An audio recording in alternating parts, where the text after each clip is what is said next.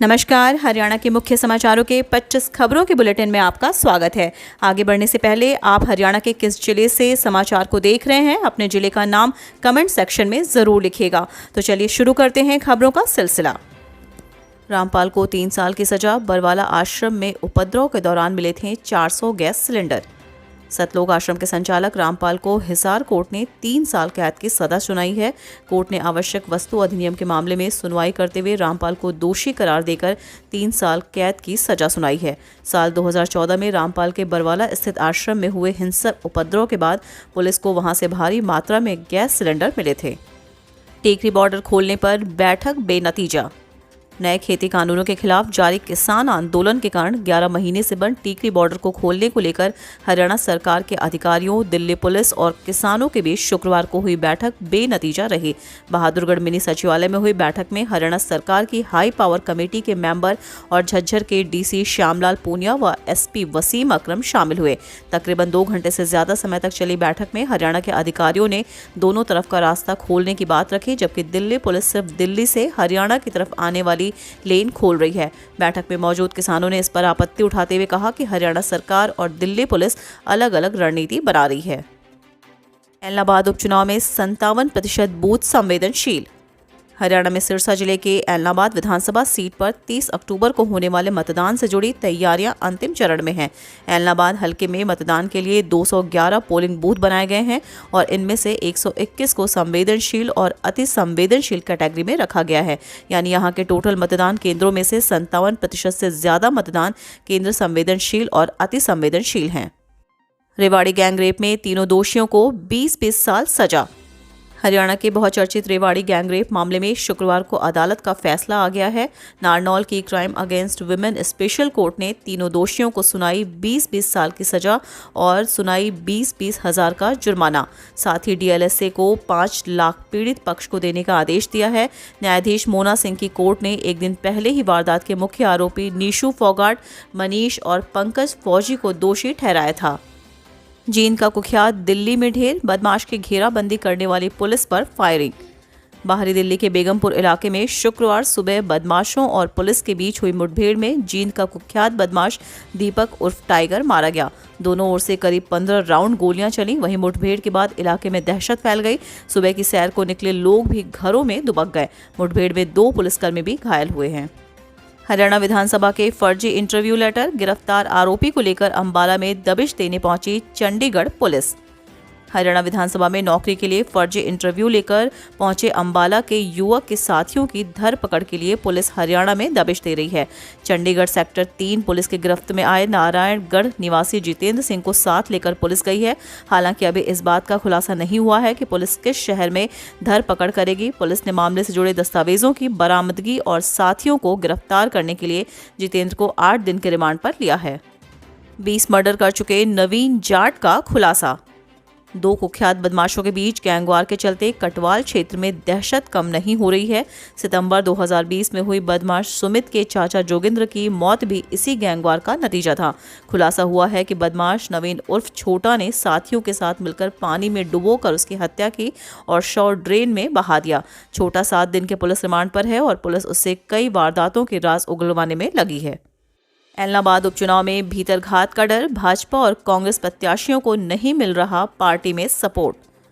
एलनाबाद उपचुनाव जहां भाजपा जजपा गठबंधन सरकार के लिए प्रतिष्ठा का सवाल है, वहीं कांग्रेस और इनेलो की भी साख दांव पर लगी है। विधानसभा सीट पर सभी बड़े राजनीतिक दलों को भीतरघात का डर सता रहा है। भीतरघात की आहट के कारण इन सभी दलों की चिंता बढ़ गई है। सभी पार्टियां इस अस्थिरता से उबरने के लिए तिकड़मबाजी में जुटी हुई हैं।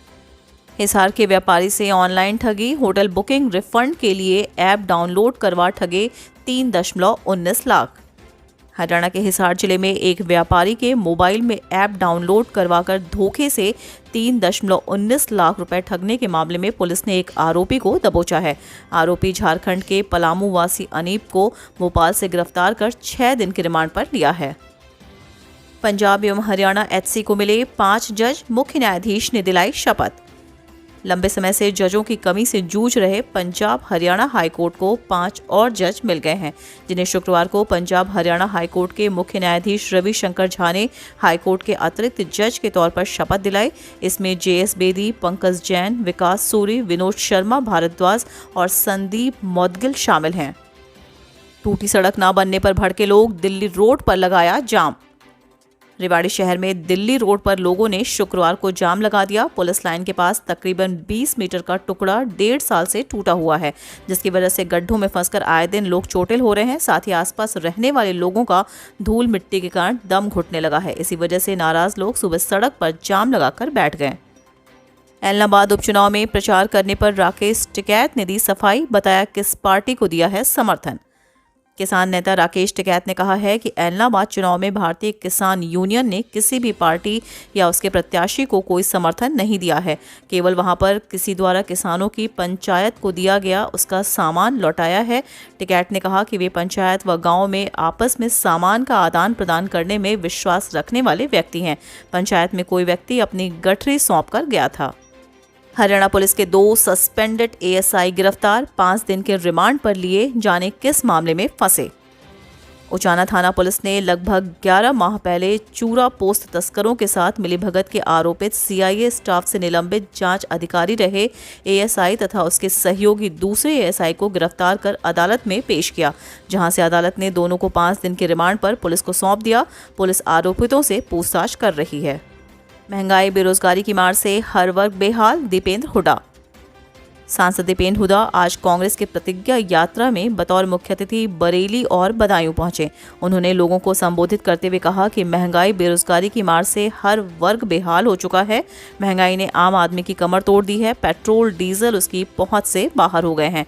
डीजल, पेट्रोल, रसोई गैस, खाद्य तेल समेत रोजमर्रा की जरूरत के सामान इस कदर महंगे हो गए हैं कि आम आदमी का घर चलाना दूभर हो गया है। सरकार टैक्स पर टैक्स का बोझ लादे जा रही है। गरीब आदमी की थाली में दाल सब्जी तो दूर की बात है, प्याज भी गायब हो गया है।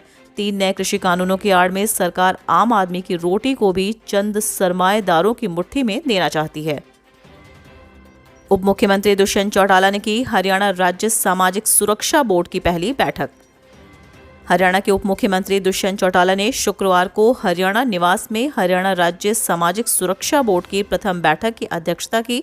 हरियाणा राज्य सामाजिक सुरक्षा बोर्ड के चेयरमैन व उप मुख्यमंत्री ने बैठक के बाद जानकारी दी कि केंद्र सरकार के श्रम एवं रोजगार मंत्रालय द्वारा ई-श्रम पोर्टल विकसित किया गया है, जिसमें आधार नंबर के साथ असंगठित मजदूरों का राष्ट्रीय डेटाबेस तैयार किया जाएगा, ताकि उन तक सामाजिक सुरक्षा योजनाओं के लाभों का विस्तार किया जा सके।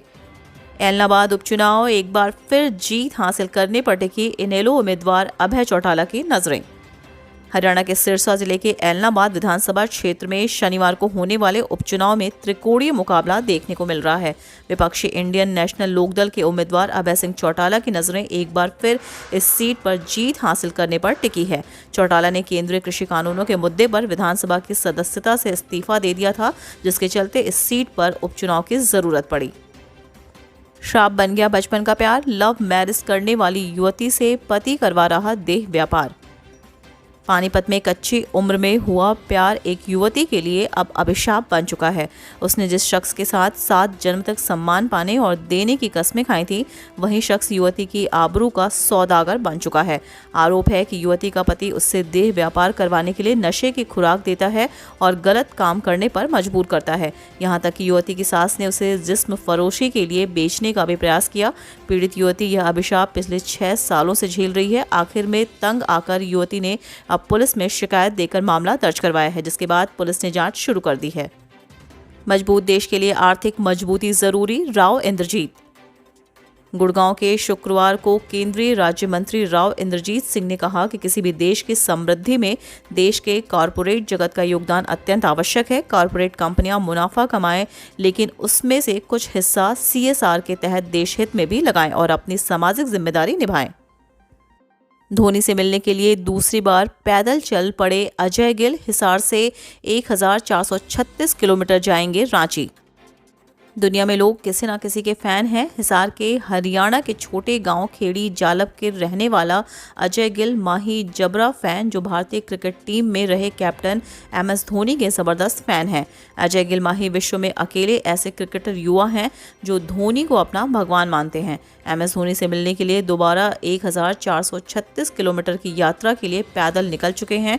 इससे पहले अजय गिल पैदल यात्रा करके रांची में MS धोनी के फार्म हाउस पर पहुंचे थे, परंतु वे वहां नहीं मिले थे। इस युवक में हिम्मत, जोश, जुनून, जज्बात है। अब की बार वे धोनी से मिलकर लौटेंगे।